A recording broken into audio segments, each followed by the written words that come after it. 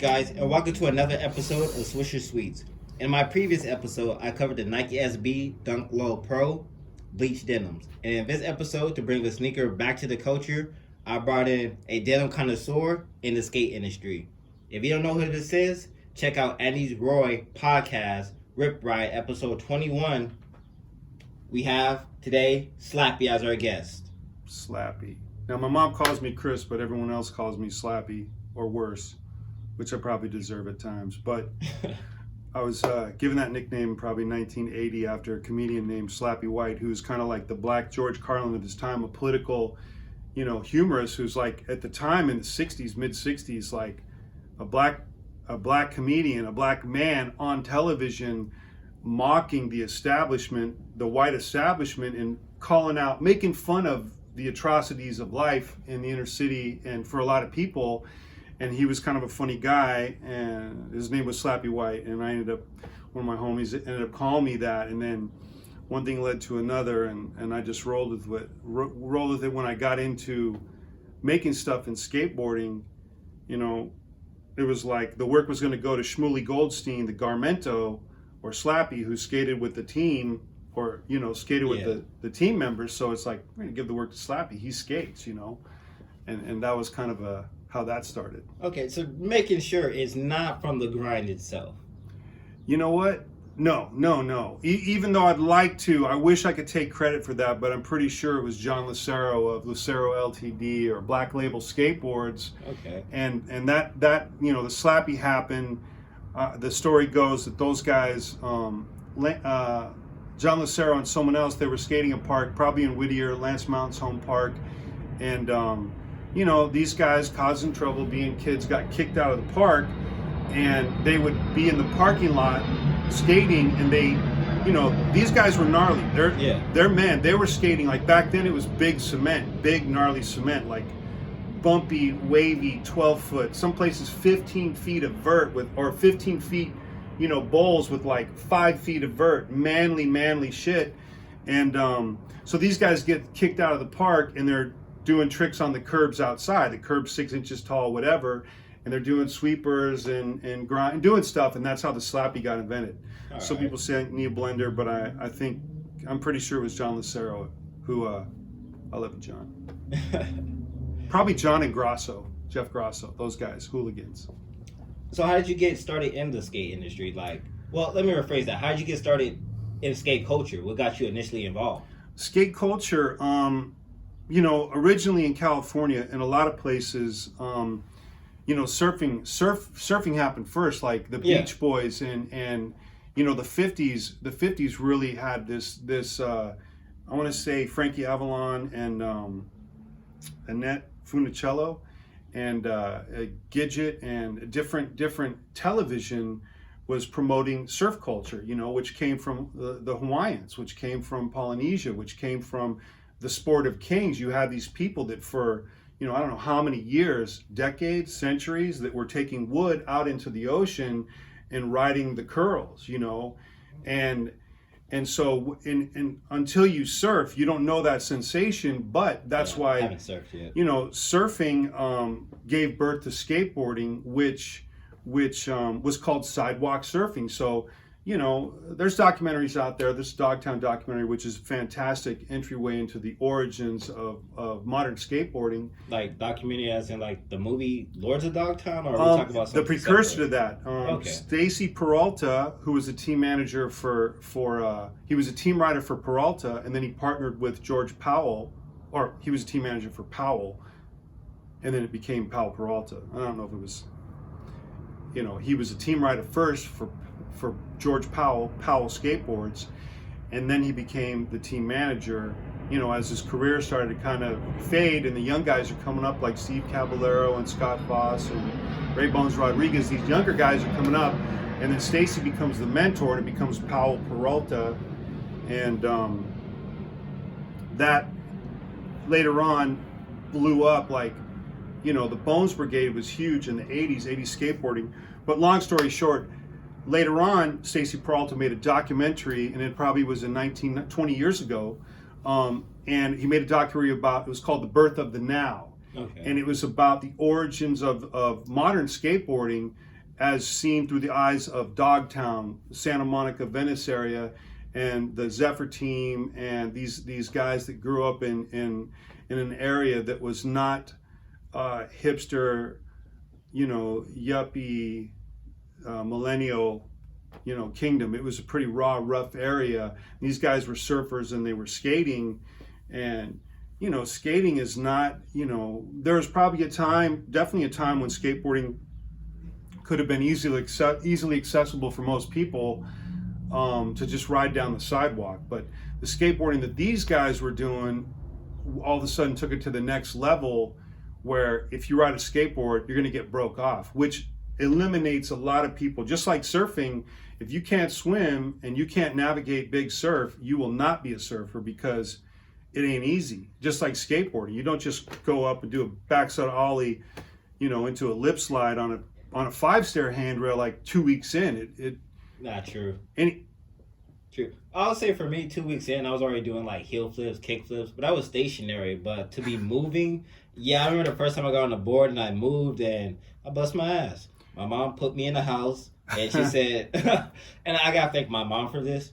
She allowed me to ride my skateboard in the house on carpet, where I can become, stable on it, safe enough where I can actually start riding in the streets.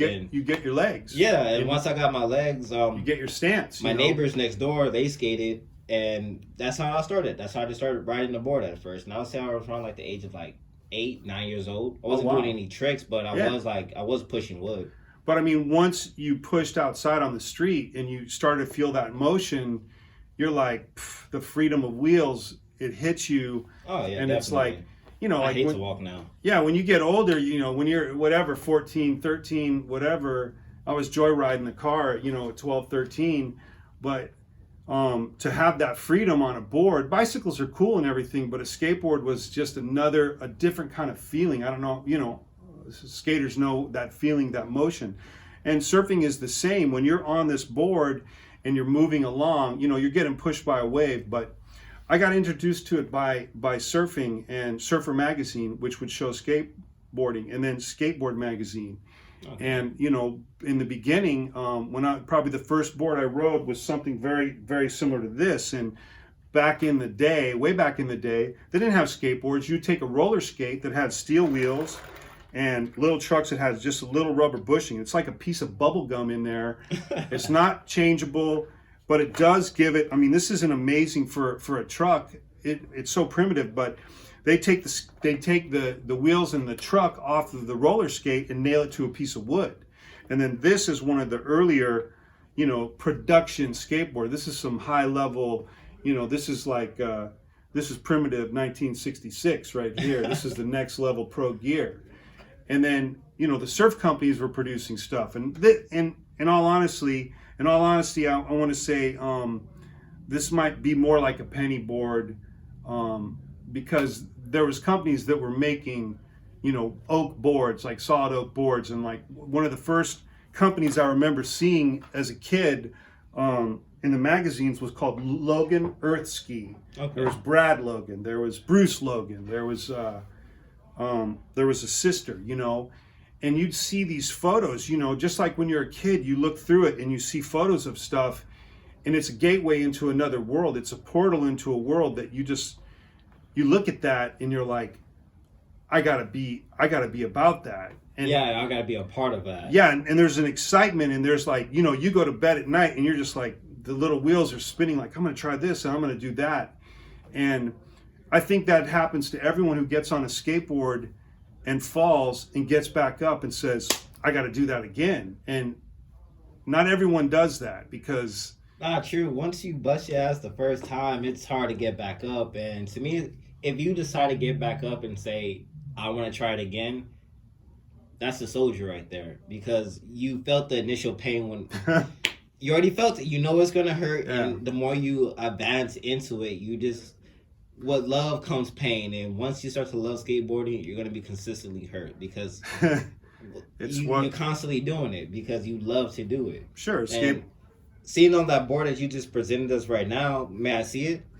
Yeah, I mean, when you hit a rock on this thing or you try to go around a corner too fast, you're definitely gonna take you some lumps, you know, and Yeah, like guys, it's look so at this. primitive. It's Like, so primitive, but it that was it. That was my entry into skateboarding. It was through surf culture became skate culture, I'm like, and then it was the Dogtown and Z Boys. I mean, you know, looking at the magazines. quick question. I'm looking at your board right here, and I see that the wheels are made out of metal. Yeah. I'm just like, I Roller remember skate. watching the Z Boy movie, and then they had like polyurethane. Yeah, they had urethane. I want to say the Cadillac wheel. So this predates Z Boy era. Oh yeah. That's probably 10 years before that, maybe even more. And I should know the history of it, but it went from metal wheels. Then the next wheel that come out after that was clay wheels. And my dear friend Ray Stevens II, who's been in the Faction, a skate rock band, and been in the Drunk Engines and Los Olvidados, and a band called Clay Wheels. And the wheels were made out of clay like pottery, like clay like a coffee mug. And so, but the kind of clay that they used was it actually gripped better than steel, you know. And so my first skateboard, I wanted to find a board like it and bring it. But my first skateboard was a mass-produced, like a penny board, called a banana board, and they came in yellow. But they had a blue one that was like a little lower budget, and it had clay wheels. And you know, you figure it out like quickly, like you're gonna stop. And this has no kicktail. In fact, it's shaped like a pintail surfboard. But just to roll down the sidewalk, I mean, to do a manual or to do 360s, that was the thing. Like, I'm so lucky that I got to see skateboarding go from the very early stages where there was, it's not that there weren't any tricks, but you guys wouldn't even look at it as a trick. Tacking, tic-tac, which is like a sailing term, and doing 360s. And, like one of the things that I saw when I was young was a dude barefoot, I want to say Skitch Hitchcock, and on a board that was a little bit thinner, like a fiberglass board or a thin oak board. And he would be barefoot and he'd grip his toes over the end of the board and he would do a bunny hop over stuff. And that was like, mind blowing, up the curb, down the curb, over his buddies or whatever. And that, that kind of stuff, when you see that, it's just like the equivalent of you seeing, I can't think of the guy's name, but he does like a nollie into a switchback Smith down a handrail. Oh, are you talking about Yuto? Yeah, you see that and you're like, what? Oh yeah, that dude's ill. Yeah, you can't even, your brain is like, stop, time out, rewind, And when I'd see like stuff in the magazines of guys doing a handstand and then flipping the board and landing on it on their feet, or doing a gorilla grip, or silly things that look primitive. Now you're like, why would you do that? Because there was nothing else. Yeah, I'm like, as you're saying, like he gripped the board with his toes. I'm just trying to picture that in my head. Like those have to be some powerful toes for you to grab your board and then hop over your friends and keep it under you, balanced. Gripping the board to your feet with your toes. Yeah. Looking at your board from back in the day, from 1960 to the one that I have now, I'm not trying to say like we're spoiled, but it's like we have the popsicle shape. I have a nose, I have a tail, it has concave, I have bushings, polyurethane wheels, and changeable bushings. Yes, interchangeable bearings, like hardware. It's like when it seems like when that broke down, was it hard to replace anything? Yeah, there was a lot of times when it broke down. I mean, as it advanced, you had bearings that were in a cup, and so you could take the wheel apart. Once the urethane wheels came out, they put in a steel cup to hold the bearings, but you had to put the bearings in by hand, each one, and then you had to screw down these the nuts had like a concave to it to hold the bearing. Then you put another nut on top of it, and so everything had to be just right. Otherwise, it was too tight. And the sealed bearing thing is kind of. I worked. One of the first companies that gave me a break was Santa Cruz Skateboards, and the story goes that they had this big barrel full of ball bearings, like a 55-gallon drum. Damn. And they would put the bearings in by hand before they'd sent the boards out. I grew up in San Jose, and Santa Cruz. There was Santa Cruz, Hout, Llama Flex. The surf companies were making the boards because surfers were skating when the surf's flat, right? And I guess somebody was moving the forklift in the warehouse and they hit this bucket of bearings. and it fell over, and so you got like, I don't know, 100,000 bearings all over. Anyway, someone's coming in, the guy was coming in to fix the typewriters, and he looked at the guys in the warehouse, and I want to say it was 4401 SoCal Avenue, which was, when you looked at the magazines, you saw that address on the Santa Cruz ads, 4401 SoCal Avenue. You know, it was like, phew, that's where the shit is going down right there. So this guy came in to fix the typewriters, and he's like, what are you guys doing? And they're like, oh, we're picking up these bearings. He's like, what are those for? Loose ball bearings, just individual ball bearings. It's like, what are those for? I'm like, oh, we put them in these in the wheels. And he's like, why don't you just use one of these? It was a sealed precision bearing that went in a typewriter, made in Germany or something. It's like, why don't you just use these? And like, the guys are like, damn. They got the bearings, and then they made the wheel, so you didn't have to put a metal insert in the wheel. The bearing, the precision sealed bearing, was the deal. So now all of a sudden, boom, next level. And like, you know, we're talking about the advancement in engineering and technology and skateboarding from 1972 to 1982. It's like going from a hang glider to a jet airplane, and that's what happened. No, it's interesting to hear that, because a lot of things are just found by mistake, and we just learn how to apply it to what we just need to, you know, fix it with. Sure. It's just like, oh, okay, like we have all these little tiny balls on the floor, and we don't want to pick them up. I don't want to put them back in this barrel and then hand put them myself. Here comes this guy and says, guys, what are you doing? Like, here's a way easier way. It comes from a typewriter. You can just take it out, put it in there. It saves you a lot more time, you know, manpower, energy, more time efficient. Yeah. So I'm just like, that's dope to hear. Like, I thought, honestly, like, probably one dude just probably put it together himself, or it's always been that way. But to hear that what I'm writing in today's time came from a typewriter, it trips me out. Like, I would never have thought about that. Like, yo, these bearings came from a typewriter. And for me just to say that to somebody randomly, they'll look at me like, what the fuck are you talking about? Like, dude, this comes from wheels. But no, now I know the history of it, and it's intriguing. I appreciate that. I would drop of knowledge. I don't think I would have known that story except for when Santa Cruz moved to this other building at like 109 Bronson Avenue, where I think they're at now, called the Cannery. They were moving everything out of the SoCal Avenue warehouse, and we're finding old stuff on the floor. And I think I found like a bunch of bearings. I was like, oh man, this is crazy. Look at all these bearings. And then someone told me that story, and you know, so surfing, skateboarding, you know, I got into it that way. And then there was a couple heads at school that skateboarded. There was a guy named, two brothers, Doug and Dan Sprania. There was another guy named James Igo. And I can't remember this one kid's name. There were some older surfer guys, but and the parks were happening. But about the same time the parks and everything were happening, Campbell, Winchester, big parks.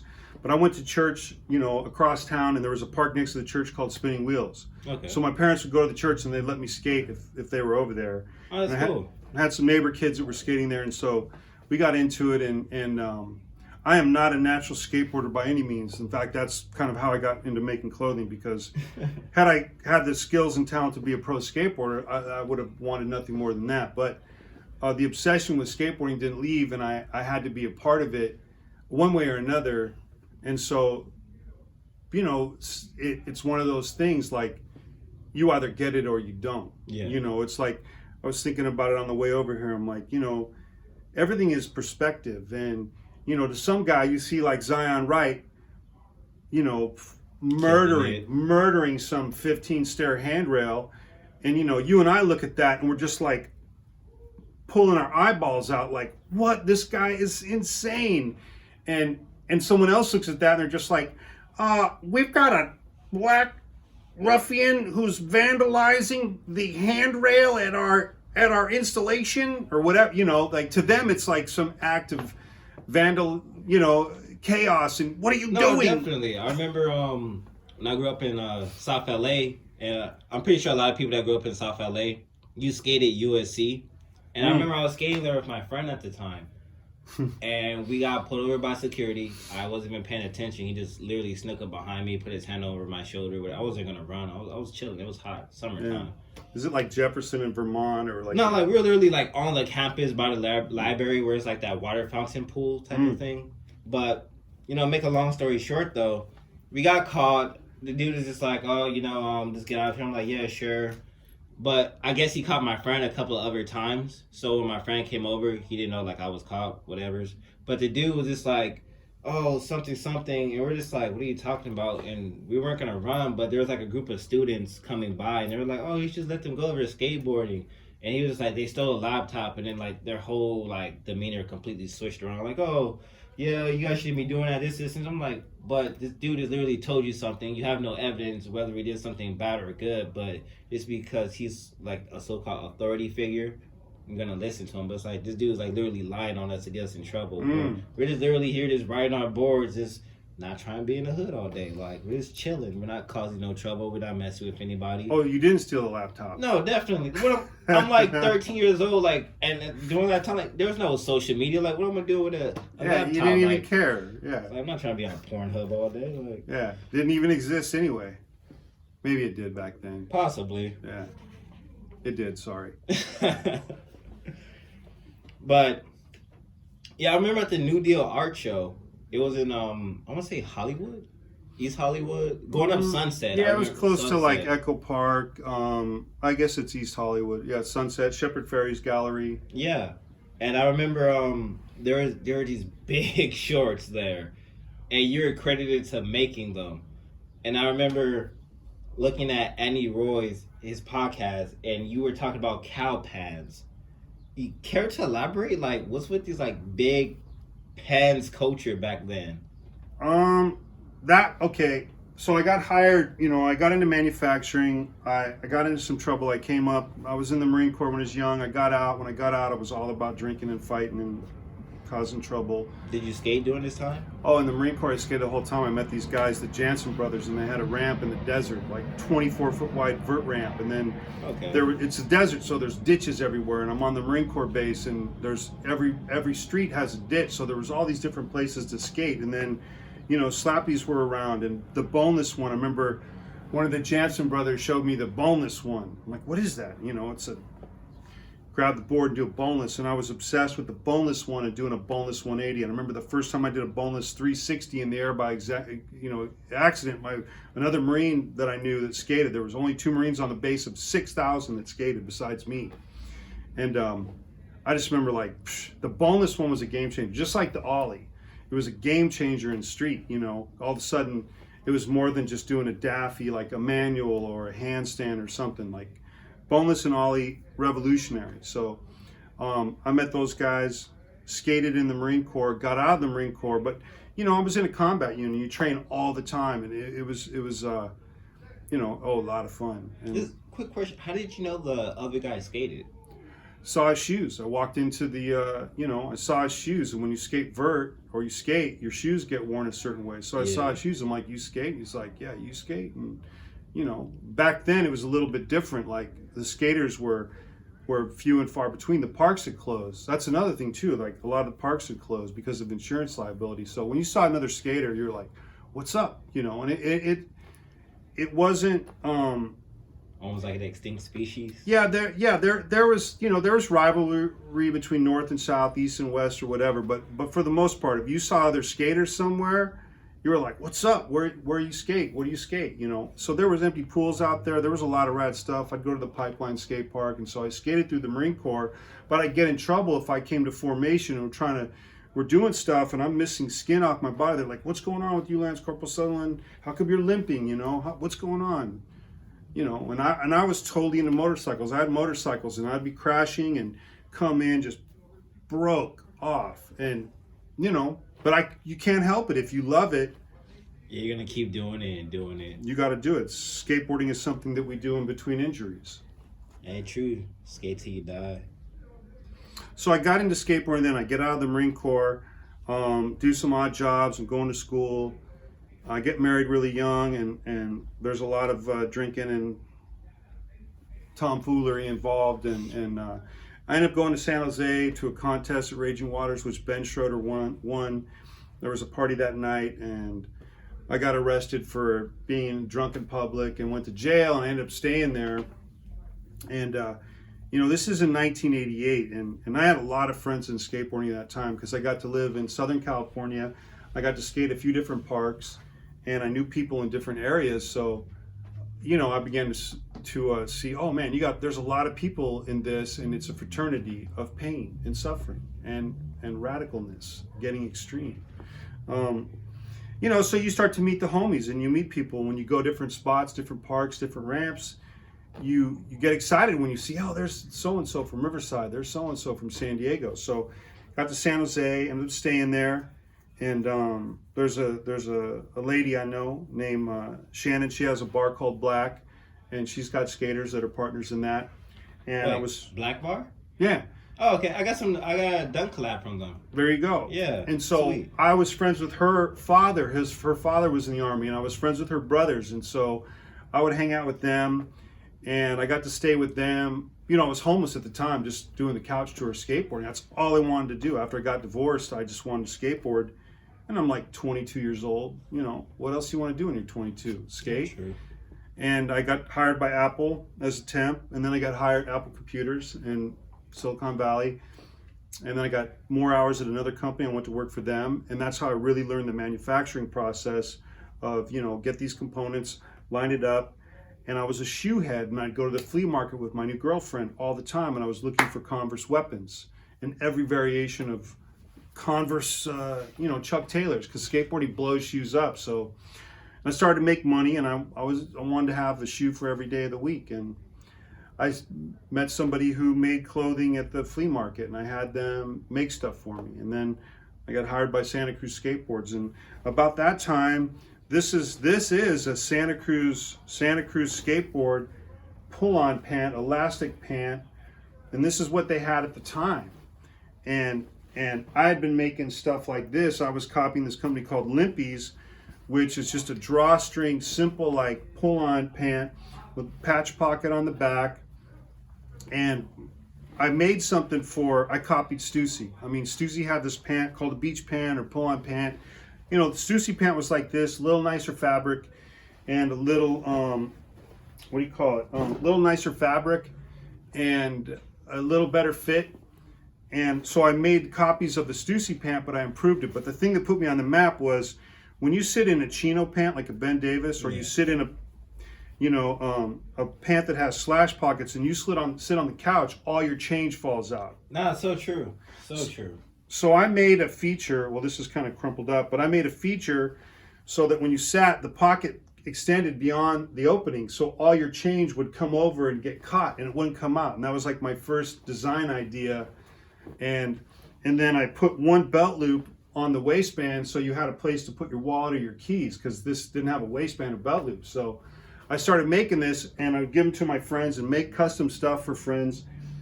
And I got hired by Santa Cruz. And at the time I'm going to college, and I'm working at the post office, and they said, hey, we're going to make this stuff in Indonesia, because a surfer friend of the owner of Santa Cruz, had found a factory over there, a lot of garment production in Bali, Indonesia. And I got sent over there, and I stayed, and I started going back and forth, and I really learned garment production. I knew manufacturing, just computer, printed circuit boards, that kind of thing.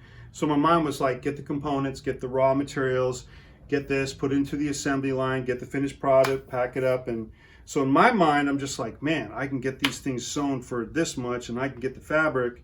And I met someone from, who had a relationship with Levi's, and they started backdooring me a lot of extra fabric that came from Levi Strauss in San Francisco. Was like 50 miles away from where I lived. Okay. And I had a source.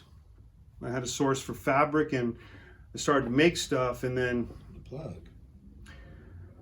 One thing led to another. But in the beginning, it was just like making stuff for my friends, like Jeff Grasso, Jeff Kendall, and Ben Schroeder were like some of the first guys that I gave stuff to. Another guy named Rick Moody, Reeps, and Simon Woodstock, and Salman Agha. Those are the first guys I was giving stuff to. And then I got hired, started making stuff. The guy who made this shirt, Lorenzo Perez, the three brothers in San Jose, all skaters, rad skaters. And Lorenzo was really creative, and I hired him to work in my warehouse and help me with stuff when I'd travel. And having someone there who was young and creative and made me feel like, yeah, I'm in charge, and really helped me. But he was creative, and you bounce off, you have to bounce ideas off your homie. And yeah. So that was a great help for me. That helped me get my start in the door of manufacturing. And then what happened next, the baggy pants that you're talking about that are like this is probably one of the Look first. at this, people. This is one of the first. This is a pant called, I don't know what they called it, but this is from a company called Fucked, F-U-C-T. And this is a guy named Rick, Slick, and Eric Bernetti, Den 1. And they were writers, they were graffiti guys and artists, and Nodis Coppice, skateboarder, 101 skateboards. I think he was an early investor in the first part of Fucked, and they were made by Steve Rocco World Industries at this factory called El Segundo Hat Factory. And so for a minute, stuff, I don't know how it got so big, but it didn't live a long time. It got really big. It was ridiculous. But at the time, if you were a skateboarder, you were not liked. People were like, get out of here with that shit, And so having big, baggy, stupid stuff for a minute, it was obnoxious. But luckily, it was only like a small, like maybe a year to 18 months, And that's the new deal, the big deal. I had made stuff for Santa Cruz. Then I made stuff for New Deal. Then I made stuff for a company called 40s, which was owned by Thrasher. And I set up a factory up there. In fact, those green drawstring pants were dyed at the factory, or the dye house that did all the 40s stuff. And that was my birth into the skateboard business, the skateboard industry, and making stuff. My real birth into the skateboard industry, I'd say, was marketing. There was a shop named Sessions, and I was in Southern California when I got out of the Marine Corps. I moved to San Jose, then I moved back to Southern California, and I had all these stickers, and I thought I was a marketing guy, and I'm going to hand out stickers and promote the shop up there, which was, happening, seen at the time in San Jose. And then a friend of mine named Alan Losey, who is like one of the top 10, vert skaters in those days. I went on tour with him on this little demo thing, but I got to do demos and set up and judge contests and announce and do stuff at demos across, the country, really. And you see how the relationship between the board makers and the skateboard shops and the end users. So, when you go to another town and you show up with the team and you skate and you're skating with the kids, and there's always the local kids that are ripping, and then you got the pros that are just shutting them down. But once in a while, there's kids that are just like, it's competition. You can't, Yeah. They're trying to show, but Trying to show. That's a part of the industry that is so important. The demo and personal relationship between company, board maker, and vendor, end user, mom and pop, and that was like my first entry into the skateboard business was demos and skating with pros at demos. And marketing, handing out stuff and promoting a company.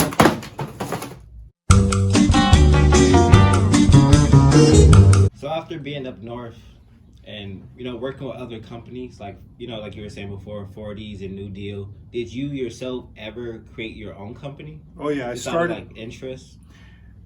Well, in the beginning, I was looking at stuff. I started to make these copies. I had this lady that would cut and sew for me at her house. Make 3 pairs, then I make 30 pairs, then I make 50 pairs, and I was selling them. There was a skate shop called Go Skate, another one in Scotts Valley called Skateworks, and there was 3 boys that with family, Justin Strubing, Jason Strubing, and Billy Strubing, rest in peace, Billy. Amazing family, just totally supportive of their kids, and kids, if kids aren't hanging out in the shop or skating in front of the shop, skating, doing something, then young boys might get into some interesting predicaments doing other things, boosting cars, sure. Huffing paint, whatever, things that happen. And skateboarding was such a fantastic outlet. And I've been kind of sheltered in some ways, like just how I was raised. And then even being in the Marine Corps, I couldn't go out. Like when it was a time for me to be skating and having fun, I was in a combat unit training all the time, and got married and had to be this grown-up. So now I have this freedom, and I met Dune. There was a contest at Wallenberg. There was contests in San Francisco, back to the city. I met Chris Postris, and he asked me about working for this company. But before that, I started to do this thing called the League. At first, I was just calling it the League. Like, I didn't know what the name was, but this is one of the original stickers. Nathan Carrico, who was an artist from Santa Cruz, made that sticker. And I had labels made in San Francisco, and I'd sew them, you know, buy wallets like this and sew them on. Oh man, I want to show you this. I made this shirt.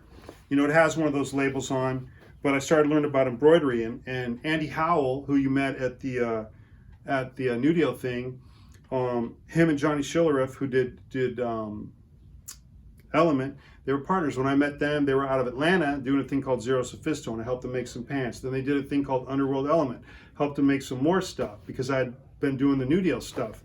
And then, you know, I would make stuff like this. It was just, I called the Mexican football jersey because everyone was starting to get into sports gear, wearing basketball jerseys and team jerseys. And I'm like, I'm not into that. I'm into skateboarding, so I made this. But this isn't an embroidery. And by that time, I'd gone from the sick. I like how it's spelled out. Yeah, that Andy Howell made that for me in, like, I don't know, 1992. But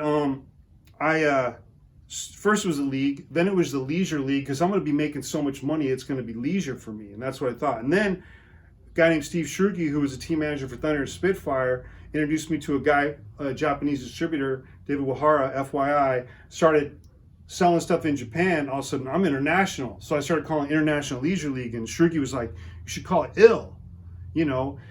And when you're older and like the next generation is coming up and they're saying ill, you know, Slappy, I used to say it was Slappy, S-L-A-P-P-Y, but I skated with all these kids who listened to NWA. And so I started saying Slap E just to be funny, you know, like Fresh MC, Slap E, white. And I'm like, yeah, ill. And in the beginning, it was like me kind of being funny, just like if I saw Solomon of God, be like, hey, those shoes are fresh. I was mocking him because I thought that term was corny, because I would say, yeah, those shoes are bitchin'. And he would laugh at me like, bitchin'? Where are you from? Like 1971? You know? And it was just like, street skating was happening, and the culture was changing. And as street skating started to happen and the parks were closing, it totally opened up.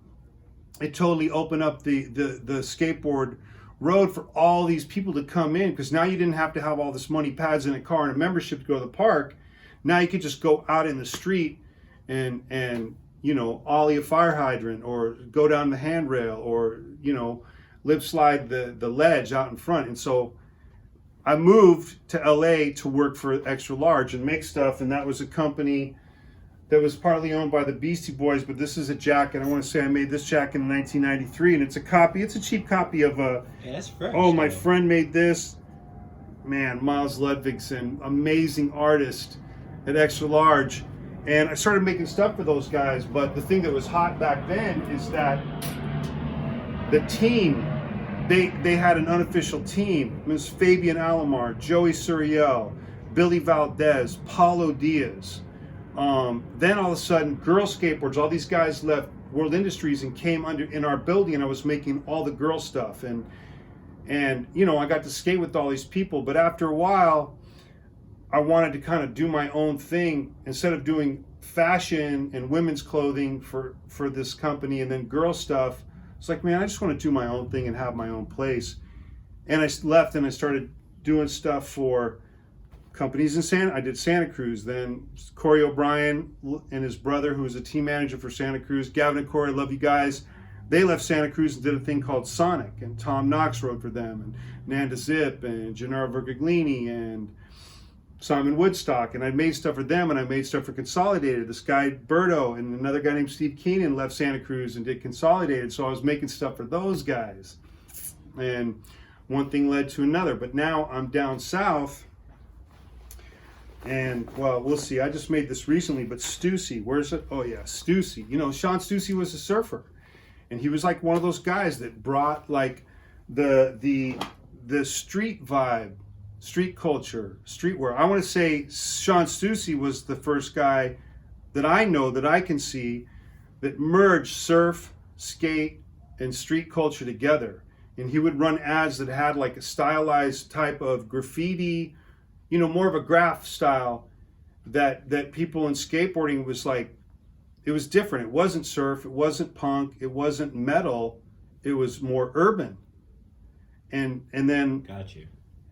then I started to look at what was happening in skateboarding, and I'm skating with all these kids. They're listening to music that's completely different than what I'm used to. I'm in LA and I'm skating with these guys that come from the hood, come from the inner city, and their life and their cultures is different than what I'm used to, but everyone was so down for skateboarding. And I was like, oh, I got to make clothing for these guys. And this is going to be big. I mean, I knew it was going to happen. And, you know, it did. Definitely. If you can check out to your right, there's a Vans box. And can you open it and show the audience what's inside of it? Oh, I mean, this is a shoe recently. You know, one of the icons of skateboarding when I was young was Jim Muir and, you know, the Dogtown Z-Boys. And this is something, this is a Vans tennis shoe. And Vans is like such an integral part of the history of skateboarding. I mean, these guys were so down for skateboarding, you know. Yeah. And so this is, you know, this is a traditional era, I think they call it, but this is like old school. This shoe's as old as me. No, and that's why I wanted to bring it out. Like, I know I primarily cover Nikes, but, you know, we have a special guest today. Uh-oh. You know, I consider him to be like Forrest Gump when it comes to skateboarding. Like, he's been there. He's in the background. You don't always take notice, but he's been there throughout, like, super the Forrest history. Gump. And, you know, just to get that nostalgic feel, you know, old school Vans right there with Dogtown. But yeah, that's what those are. And it's funny because I'll try to be quick and go over some stuff that I made. I got lucky, man. At the time, I started to get big. You know, not everybody, a lot of people knew who I was, but I was behind the scenes, just like an artist or somebody who is, you know, somebody who's a producer or an engineer in the record business. Artists and people know who they are, but you know, a lot of people get film or CD or whatever, and you know, they don't look at who engineered it. They don't care, you know. They just know the cover. They're like, oh, this is Nas. This is, you know, it's P Diddy or whoever the artist is, and they don't know there's all these people behind the scenes. Like, oh, this is the engineer. This is the sound guy. This is the guy who, you know, plays the bass and that boom boom you know, and I wasn't so concerned. I didn't want to be famous. I just wanted to be a part of it. I'm like, I don't care what I do. I got to be in the mix. Like I told you when I met you, you're like 15 years old. I'm like, hey, you may not be a pro skateboarder, but if you love skateboarding, you can be in the mix and skateboard. Definitely. You know, and I've been on my board now for almost 10 years. And no, I started 15. Let me rephrase that. It's been 10 years. Yeah, so at least 10 years. And honestly, anytime I ever had like a rough patch in life, anytime I ever hopped on my board, I was always blessed with some type of this positivity. No matter what was going on in my life, whether it be financial or whatever, anytime I hopped on my board, none of that mattered, and I was always blessed with some awesome opportunity just by being on my board, skateboarding, doing me. Sure. So I always promote skateboarding. And you meet like-minded individuals, and it just so happens that, you know, skateboarding is so different. I mean, personally, I believe that we are made in God's image, and that means that we are creative individuals who want to make stuff, produce stuff, look at things in a way where we can, hey, we can skate down that, we can grind down that, hey, we can use that and put a ramp up to it and wall ride it or whatever. But I started to make stuff, and one of the things that I loved about skateboarding was, at the time, was making stuff that was made for skateboarding. You know, this was a shirt that I made back then. I'm trying to think, probably 1995, but it's French Terry, it's button up. So it's like a sweatshirt, but it's like a dress shirt. So it's a little casual, but it's pliable. So you know, it doesn't have to be huge to wear, and it doesn't bind you, because when you have a woven shirt, but one of my first logos, GM stole it from me, but Impala. I mean, skateboarding was biting everything. Another logo, for the first league logo I made, was the Lexus L. I didn't care. I mean, skateboarding, there's the thrasher and there was the hardcore part of it, but there was also the clown part of it. I made stuff for a company called Foundation, which gave birth to Toy Machine, and they had some other stuff going on. And these guys kind of made fun of themselves and made fun of skateboarding, even though they were doing the gnarliest stuff. But it's like, don't take yourself too serious. We are kids playing on toys, just like Jeff Grosso, you know, rest in peace, Jeff. He always understood, hey, we're just kids having fun, doing something that makes us happy, and we're not concerned about dollars and status and all of that. We're just about having fun with our friends and keeping that joy of youth going, because things get interesting as you get older, the responsibilities, the heaviness of life, you know. Yeah. Well, I'm like, I don't always find the opportunity to be on my board, but whenever I get a chance to go skate, even if I'm not even landing anything, I'm just eating shit and, just plainly busting my ass. It brings forth this energy that I felt when I was 14, 15. Like, it's like, I don't know, it's just that charge, like, oh man, I just ate shit real quick. All right, but let me just get up real quick and try it again. It's like, like being an adult, I look at it too, and it's just like, why am I riding this piece of wood on concrete, trying to grind up against things or slide up against it, but at the same time, I don't give a shit. Like, this is what I do.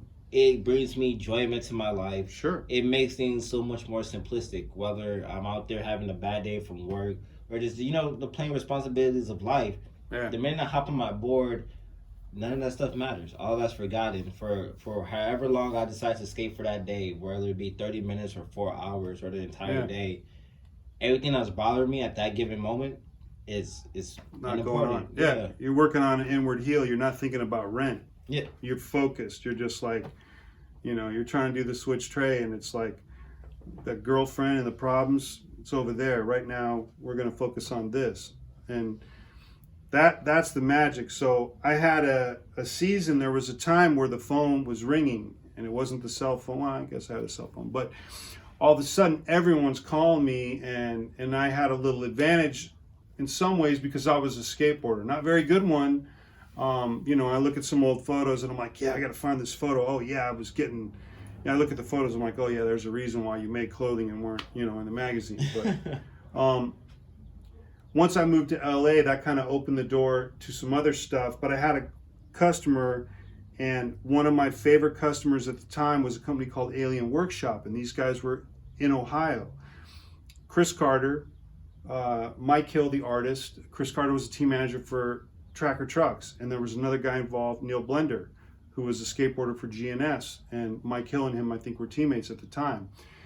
And the skateboard industry was kind of centered in California, and those guys are like doing this new thing, and they're like, man, instead of being in the heart of this where all we do is kind of look at each other and copy each other, if we move to Ohio, cheap commercial space, buy a house, that's where they're from, and they're kind of insulated. They get to do their own thing.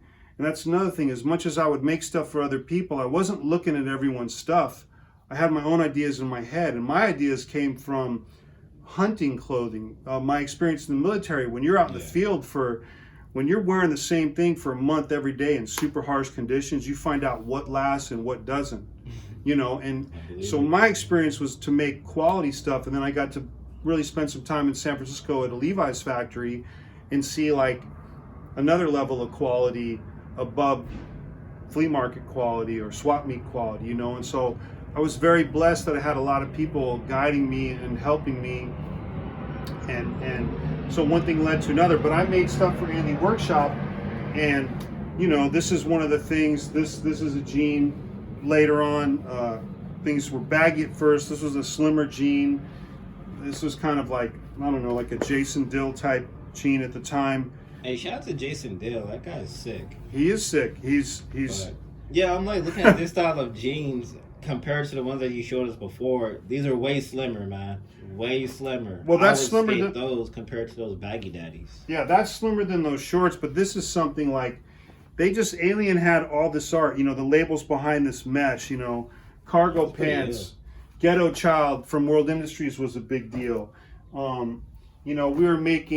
We just had, Mike Hill was an amazing artist, and we just had all of this stuff. And, the stuff that Mike Hill was doing, this guy was he was conspiracy, I don't want to call him a conspiracy person as much as he was just open-minded about things that were happening off the radar of mainstream pop culture and stuff that was related more to the military, and the things that we see now with just the police state, cops, and the vaccine, the lockdown, all this crazy stuff, the New World Order. But man, they had details like this, hex head button right here, and hex head rivets would hurt when you fall on them. But this is all fabric that came from Levi's, thousands and thousands of yards. And this was a jean, we call it the immigrant jean. Like, this is the guy that, mowed your lawn, that pant. And, then they started a thing called Habitat. And this is just a sample, like, where and all this is just like Levi's had no idea that they were supplying a guy who was helping build an industry that was going to take such a huge cut out of their market share. And it was awesome. But they were giving me a deal. Yeah, this is it. This is like 1996. And this isn't even that big. This isn't that big compared to, this is just regular fit for Tom Penny. But, this has come back around right now. Not quite as big, but I produce so much stuff at volume. When you make something and you cut, let's say I'm gonna make 5,000 pairs of jeans, and it takes 7,500 yards of fabric or 8,000 yards of fabric, and that fabric's, $2 a yard. That's $16,000, and I cut that. It's a gamble. Like, if this guy cut it right, is the pattern right? Then I give it to the sewing factory. Are they going to mess it up? And it's a lot of, when you're young, and the Marine Corps, the pressure cooker part of being a combat unit made me think like, oh, okay, I'm not going to lose an arm. I'm not going to get blown up. I might lose a couple $1,000s in fabric, but the risks are low compared to what I was used to. And I was into motorcycles, and I was racing, and go into a corner at 150, and you see people crash, and it's game over, and it's high risk. We're making clothing. It was risky, but in a different way. You know yourself when you're gonna, man, am I gonna spend my money to build this thing and do this thing? So I did workshop, and they got bought by, and I thought, when I was a little bit older than you, I thought, in my mind, I couldn't see any reason why I wasn't going to be 65 years old and getting my last check from workshop and then retiring and riding off into the sunset. But things happened. They got bought by a big company. The industry grew up, and all of a sudden everything's made in China.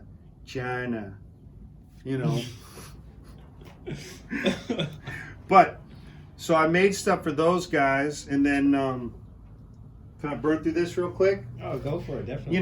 Workshop introduced me to some guys out of Florida that had a company called UGP, Underground Products. They were BMX, but okay. A lot of people in BMX, Sal Barbier, he's a rad skateboarder, but he loves BMX. And I'm like, man, I love to get hurt on bicycles too. Skateboards and bicycles and motorcycles. This eventually, UGP became something called Shadow Conspiracy, but this is fabric that came from Levi's. Yeah, I've actually had a few pair of jeans from them, man. Good quality, nice stretch, lasts forever. I have no complaints. Especially like me being younger, skating in like a bunch of, just different brands. Yeah. For a brand that wasn't directed towards skateboarders, that I honestly recommend to skating. It lasts forever. You get the stretch. It has the flex. Well, I think the modern BMX mentality, it kind of merged with skateboarding. I mean, when it comes to video, when it comes to shoes, when it comes to clothing and everything, you're hanging, a lot of people, like, if you're 22 years old and you're riding your bicycle around, people are looking at you like, what's wrong with, when I say people, I mean people that don't get it. The normal people that are, civilians. They're the civilians, they're just like, what are you doing on a bicycle? Why don't you get a girlfriend or whatever? You're skateboarding at 22, 23 years old, and you just threw yourself down some stairs, and your t-shirt's covered in sweat and blood and scuff marks from whatever, and people just look at you like, are you homeless? What's wrong with you? And you always got, scabs and gristle and shit all the time, and people just look at you like. No, that is so true. Like, this is throwing a quick story right there. I remember there was a spot, I used to skate in front of this McDonald's. They had a ledge, they had a little rail, and there was like a wall that was low enough and you could like board slide it and whatever. Which McDonald's? It's in Lincoln Heights. It's right there off of going Broadway. Okay. Yeah. It's not that far from the high school. Just right east of the 5, like, over by the hospital. But it was funny because I was there one night just skating with my group of friends, and it's like you were saying, like, dude, like, I'm like 22, I'm going to school, I'm doing what I'm supposed to do as an adult, but I don't look like an adult. Like, I just look like a homeless kid. And I remember it was just somebody's mom just came up and it's like, hey, are you guys hungry? And we're just like, nah, we're cool. She's like, no, please, like, and she gave us money, and we're like, nah, we're fine, like, we're good. She's like, no, I insist. And she wouldn't leave. Dirty ghetto kids. Yeah. DGK. And she wouldn't, like, let up until we took the money. So we're just like, fuck it, fine. Like, we took the money. and we just got ourselves some cheeseburgers. See, that's like, nice when you get profiled and it goes to your works into your advantage. I got to make stuff. I made, I've met a lot of people, and I made stuff. There was a company called Shorty's. I mean, I remember Shorty's. The list is, I forget. Sometimes I'm looking through storage and looking through stuff, and I find a label. I'm like, oh man, I forgot that I made that. But, there's a company called Fallen, owned by a guy named Jamie Thomas. I don't know. I got to make a lot of stuff. I met Jamie in '93 at a contest in Venice. This is probably maybe his signature jean. And there's a lot of different factors involved, like getting fabric, designing, making patterns. I mean, it started as a designer, but I got into the production side of things, and I made stuff for a dear friend named Sal Barbier, who's like, I've known Sal since '92 probably, and this is a jean that I made for Sal, and he had a shop for a minute. Sal's had some different companies. This was like more of a high-end, selvage jean. This one's probably from Cone, American, and the Levi's. Working with Levi's allowed me to work with the highest quality materials from the get-go. So right away, imagine you're doing something like you're doing right now, and you start off with the best camera equipment and the best lighting and the best studio setup, and it's like I got very fortunate that I want to say I got to thank God, because if I wasn't doing this, I had some other ideas, and I'll just say that I'm an unconvicted felon, and I thank God that I'm, married to a beautiful woman and live inside of a house, and Quick question though. I think that what would be the best place to get fabric from then?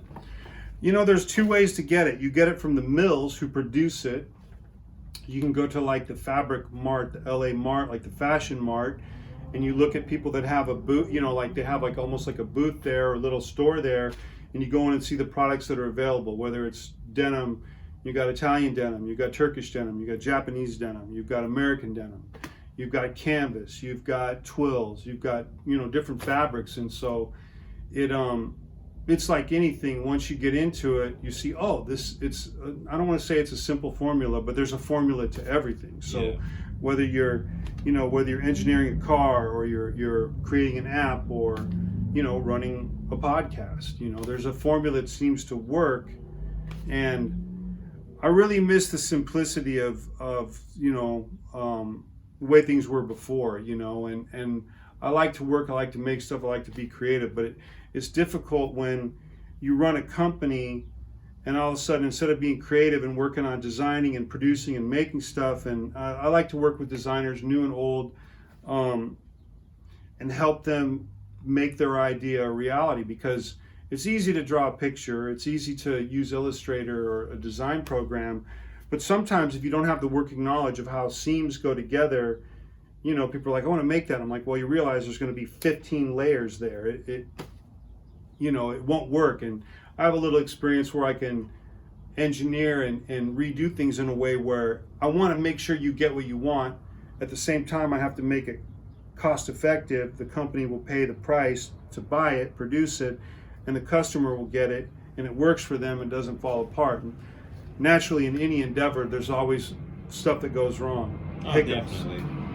What can go wrong will go wrong. Since at Sal's shop, Sal Barbier, I met Keith Huffnagel, who I knew of, because he was living in San Francisco since I've been living in Southern California. And I met Keith there with another guy named Hani El Khatib, who is one of the main designers.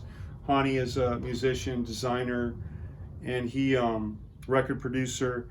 He's responsible for the weed socks, and he. Oh, okay, yeah, definitely. I remember in high school that was such a major trend. You might have met Hani at some point, but I made stuff for Huff, and you just start to figure out, this is a jean that this was like like when the baggy jean was coming back, and people would say, oh, we want to get the baggy jean from the 90s, and just for example, like this is a baggy jean that we made, I don't know, 4 or 5 years ago, and I want to compare it to this is a baggy jean, and people are like, oh, we're going to get a jean from back in the day, and I'm like, well, I don't know if you really want to get a jean that big, because I'm just there's they're both big, but when you see them on, you know, the 90s jean, there's people out there in 93, you know, I got guys making new stuff that is old stuff. So I got to make stuff for Keith and for, you know,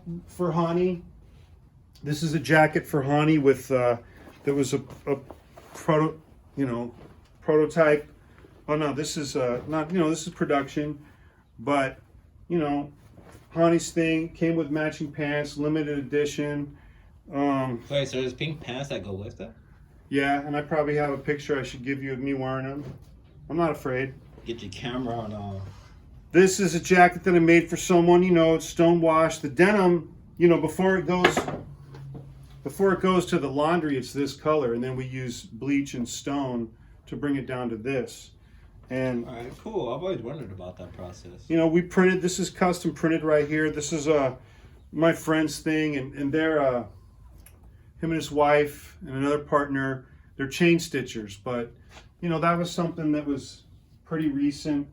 Huff is you know, Hani and a few other people, they have a thing called Metropolitan. This is like a trucker jacket, or it's a engineer jacket from, it's a copy of probably a 50s Levi's jacket. This is both the same jacket, but this is a Japanese selvage denim, and it has this red ticking right here, and this is another Japanese one. You see the blue, but this has been over dyed. So, you know, I get the fabric here, I have someone make a pattern, we make a prototype, then I go to another place, you know, we have the fabric cut, we have someone sew it, then it goes to another place where it might get an embroidery like this, right? Can you see? An embroidery, and you know, there's a lot to it, and you know, this is like this. Yeah, this like thing right here.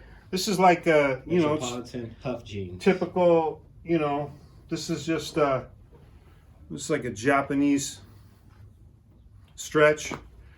Japanese make the best fabric in the world. This is a poly cotton like a Dickies or a Ben Davis, just a 3/4 zip, or I don't know what they call it, but you know, just stuff that works.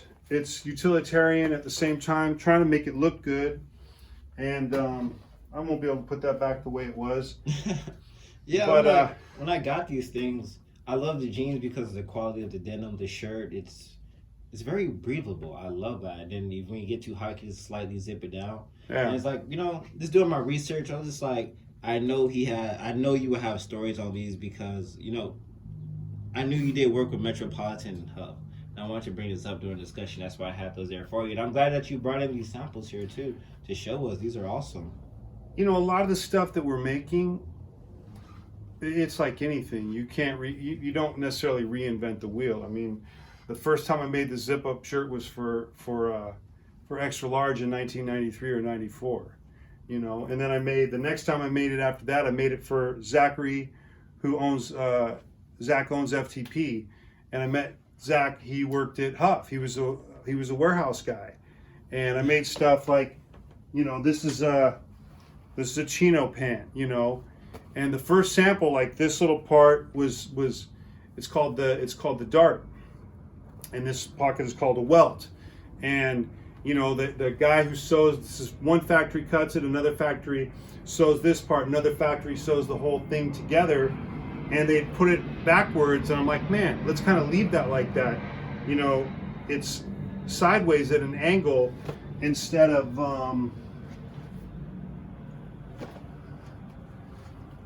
straight up and down, you know, like this is straight up and down like that. Yeah. You know, and there's stuff, you know, there's always some kind of fun that happens in manufacturing wherever you're making stuff.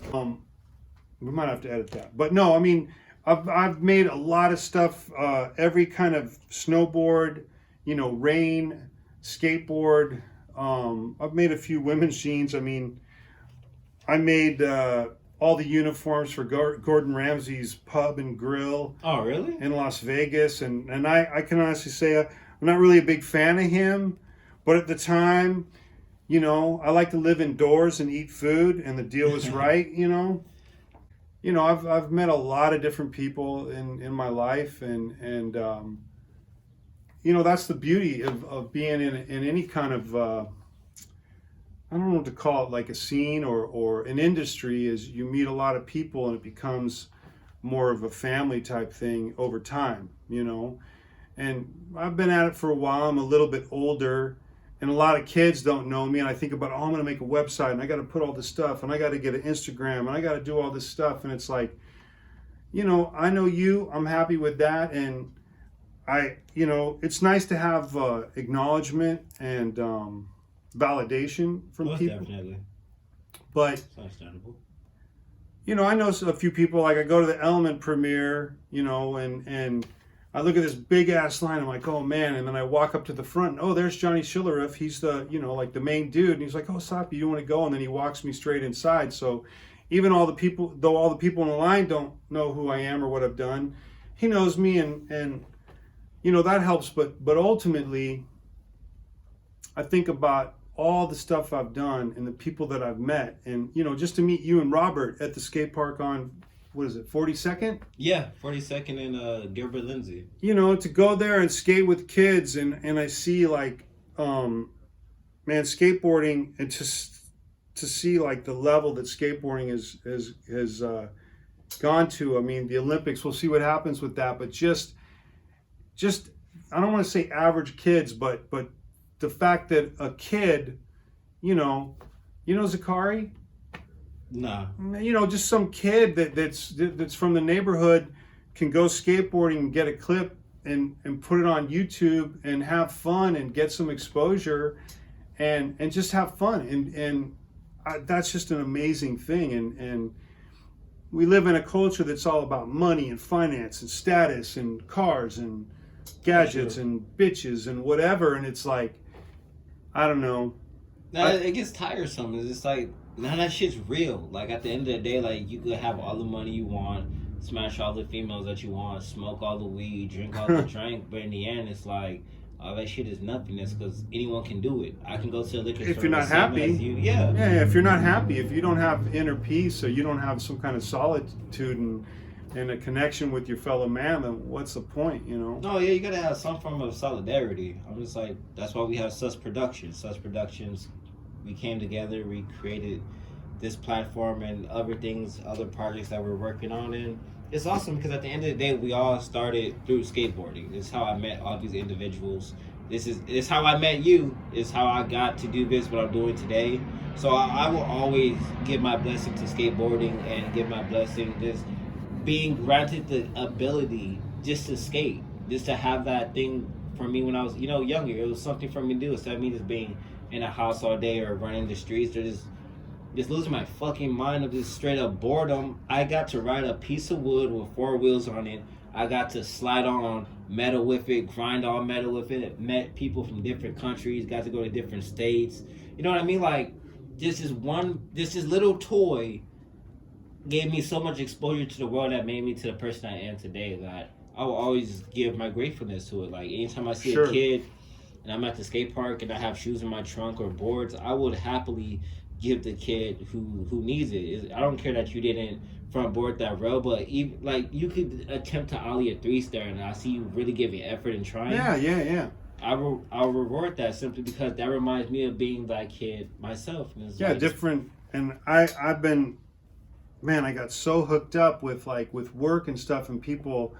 You know, I'd make a deal with someone and I was like, okay, I want to make all this stuff, but one of the deals is I get to keep all the damages because I'm going to give them to kids. And so, you know, when I met you, I probably gave you Shadow Conspiracy, Huff, and Fallen stuff when I first met you because that's what I was making at the time. I mean, this is Japanese fabric, but this is like the streetwear, you know, label called Sir. A friend of mine, really amazing Russian artist. The guy's he's not a skater, but he's an amazing artist, and he had skaters working for him, and that's how I met him. This guy is a furniture maker. This label's called M Crow, and they're man, this guy makes amazing furniture, and he wants to have his own old school stuff. And this is like a linen, you know, crazy Japanese like work pant or Japanese denim work pant. And then more recently, stuff. This is something I made for Grant Fukuda, skateboarder, original, you know, old school guy, Hawaiian. This is for a label called Information, IN4, numeral 4, Nation. Cool.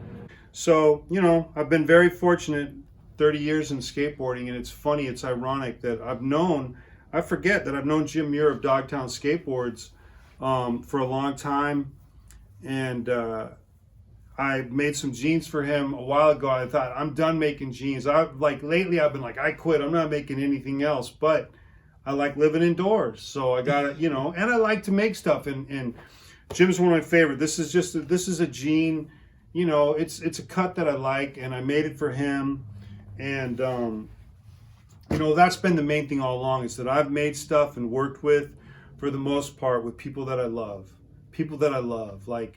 Like if I could be rich and have, you know, not even worry about money in the bank and just go out and make stuff and give stuff, like to give stuff to you, to give stuff to Robert, to give stuff to other kids and adult people that I've known. I want to do that. Like to give stuff away, and has been fantastic. And like, you know, Andy, I was one of his, you know, I was giving him stuff whenever, and so to see, you know, his life, you know, I can relate to a lot of the silly things that he's done, and his character's personality, because I can be a wild man, and you know, as long as I'm staying off the malt liquor and motivational powder, then I won't be so outrageous. But even then, totally stoned, sober, and clean, I got some funny ideas. It took me a while to get away from violence and madness, you know. And you know, then it comes down to like buying stuff, get obsessed with guitars and guns and amplifiers and surfboards, and I got all this stuff. But this right here, this is a shoe. You know, it's not something that I might wear or skate in, but my friend you met him. We went to the car show, and he did a graphic for Aston Martin. You know, and it's like, wow, Aston Martin, that's a neat company. It makes some neat products. But this is a shoe that I made for Reebok, or not the shoe. Roland made the shoe, but he was one of the first guys that was doing multi-prints like this. Each screen he did by hand. So this is fabric we had. I want to say this fabric came from Levi's again, and you know, we took the fabric, we cut it, and then we washed it, and then we printed it, and then we sent it to Reebok, and they made the shoes out of this. I just like the colors, and I like some of the images that he used. And even though most of what I've done has been in skateboarding, I've done some fashion stuff. I've done some things for a few companies and people. I've made stuff for some rock stars and some movie stars and things like that. But ultimately, it's kind of like I just make stuff for people that I like, and I make stuff for people that have a vibe that I'm about. And one of the things that I did recently that I really like, and we'll probably wrap it up with this, is really amazing, smooth, stylish skater. We made these things I made this is like a herringbone twill, and we're just trying to recreate an idea that Gino Iannucci had from an old uniform. This was a copy of a really fantastic, I don't know if I could say that, but like a Belgian military, you know, uniform, military blouse. And, you know, they call it it's a jacket, but it's like a jacket shirt. But we took it and put some ribbing, you know, modified it. But I really like how it turned out. It's got, I like that style. It's very unique. yeah, it's you know, it's got this, you know, the poet's P on it. But I really love Gino. You talk about a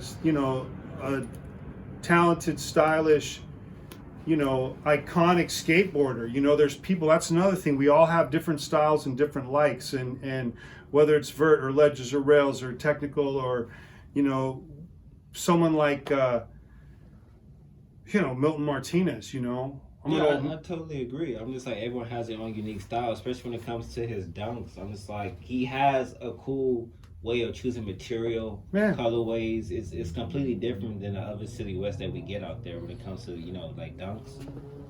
So for a limited time, blazers.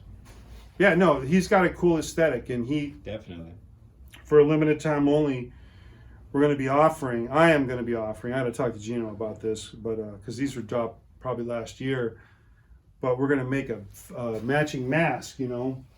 Now we're going to get to the end times.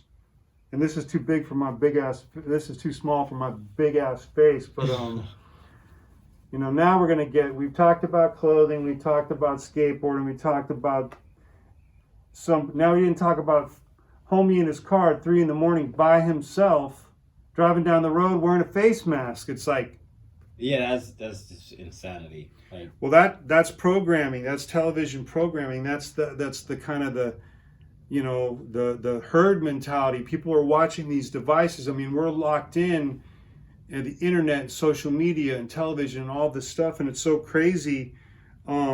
Human beings and human behavior is being directed by an outside force that is not always a benevolent and kind force. And you got people like, you know, in Washington State or wherever, they're like, oh, the mayor or the governor makes a thing like, hey, if you see your neighbor, you know, touching without gloves on, touching someone else, you got to call us. You know, maybe we'll give you a Starbucks card. Or you see them outside without their mask on, it's like, come on, you know, we're living in super crazy times right now, and the best that we can do, you know, is we should be creative and we should be productive, and we should skateboard, and we should make boards and wheels and shoes and trucks and parks and ramps and videos and music to accompany it all and art to go on it.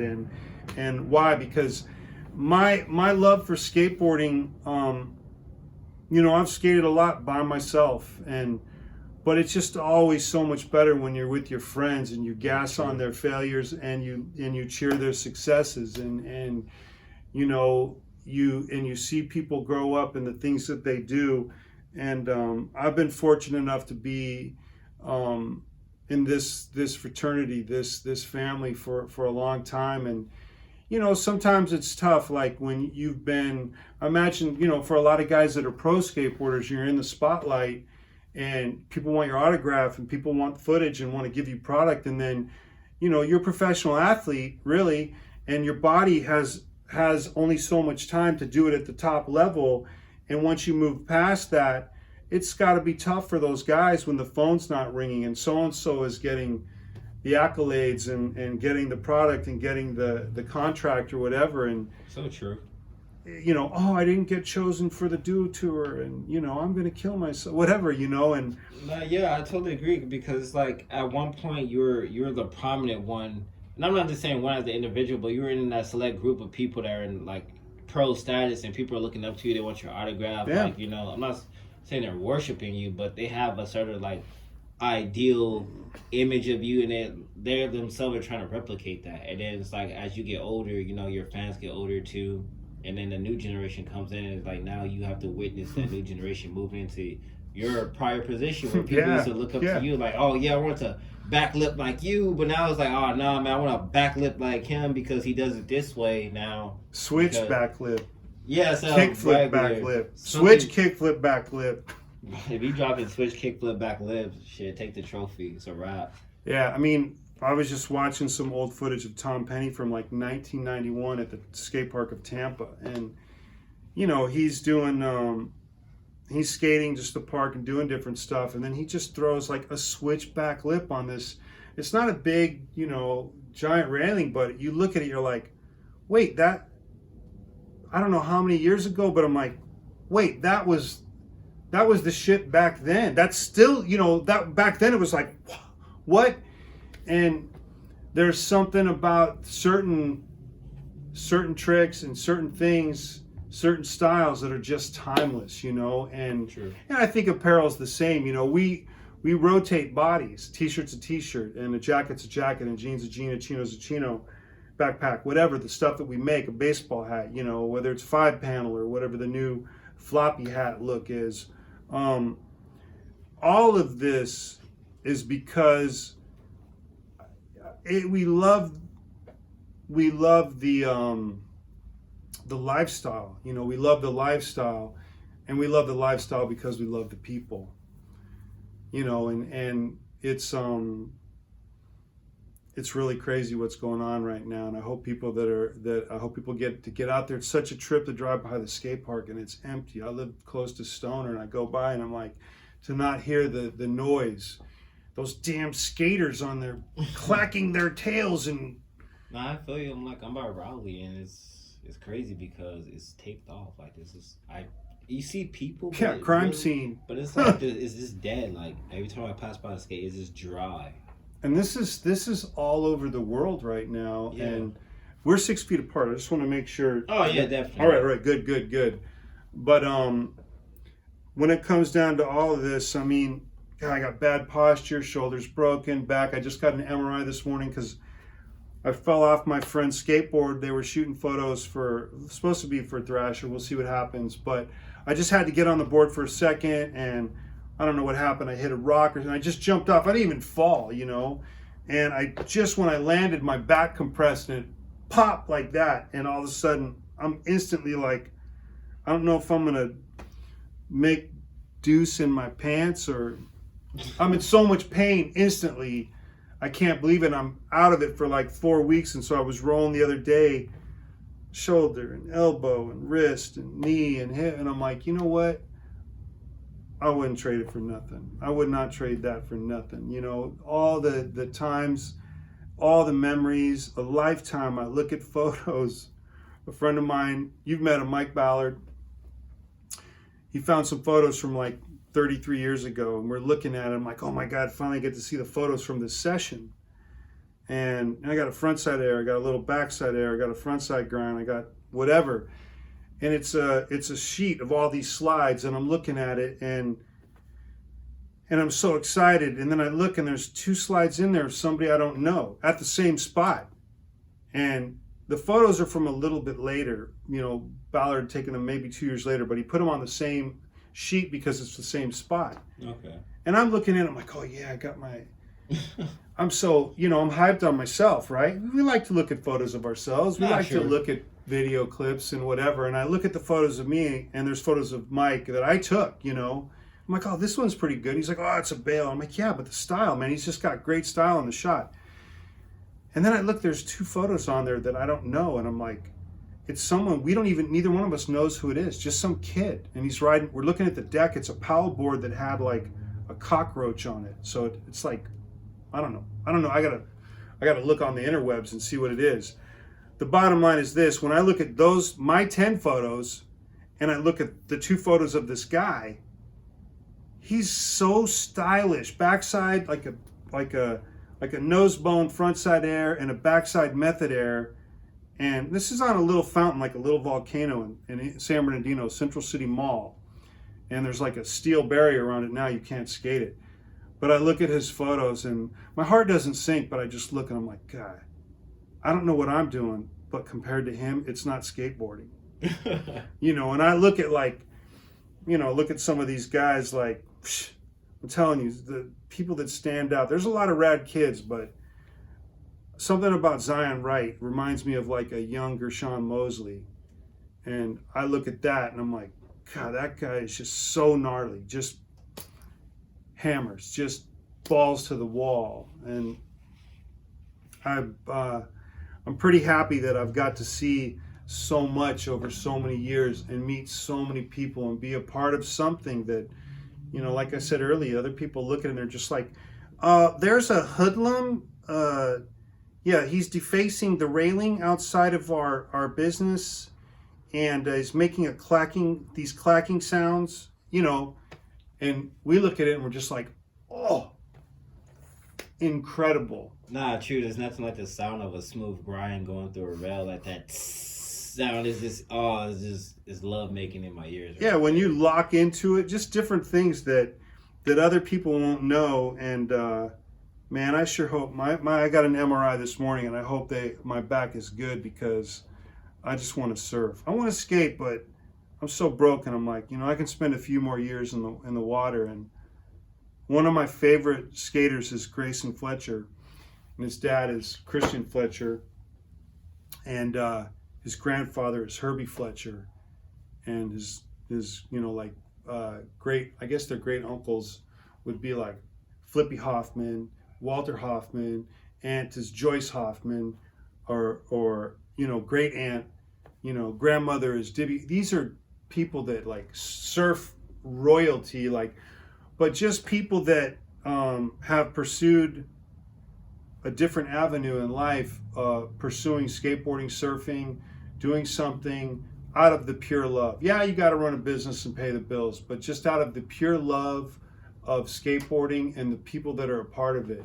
I think about all these people that I've met, and you know, to be a name dropper. You know, Sasha Steinhorst is somebody that I love. That's having some health issues. If you have any kind of, you can look him up and contribute to his GoFundMe, you know, or whatever. He's got different things going on. Another guy named Alan Losey, who invented the Smith grind. Smith Stop was Mike Smith, but grinding for many blocks in a pool, Alan Losey.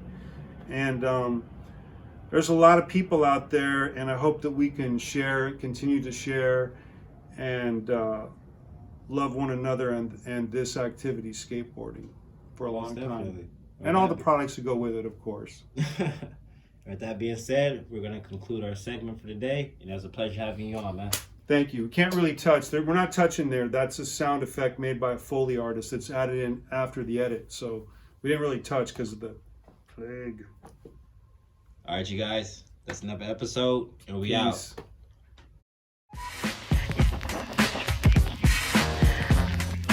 If you enjoyed the video, give it a thumbs up as well as subscribe to the channel. And thanks again for watching Swoosher Sweets.